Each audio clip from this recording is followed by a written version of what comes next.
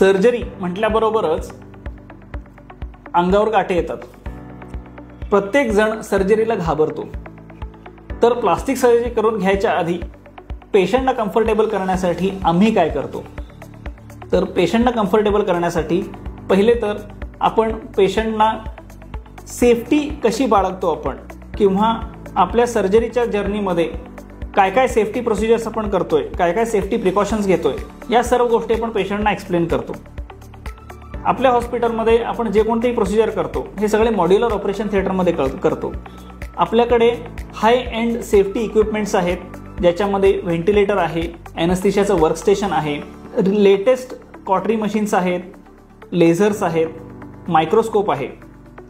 तर या सर्व गोष्टींमुळे सर्जरीची आणि भुलीची जी ॲक्युरसी आहे आणि सेफ्टी आहे ही सर्वात जास्त राहते.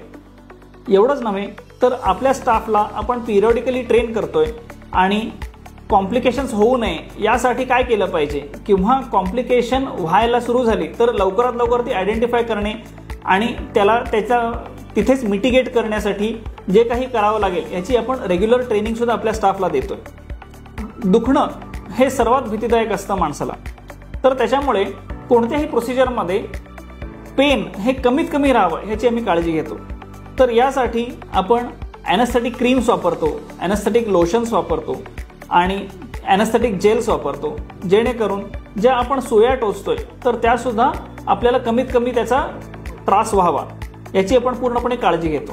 एवढंच नव्हे तर आपण भूल दिलेली असताना सुद्धा लोकल एरिया म्हणजे ज्या जागेला आपली सर्जरी होणार आहे तर त्या सर्जरीच्या ठिकाणाला पण आपण बधीर करतो, म्हणजे भुलीतून बाहेर आल्यानंतर सुद्धा लगेच पेशंटला ते दुखू नये याची आपण काळजी घेतो.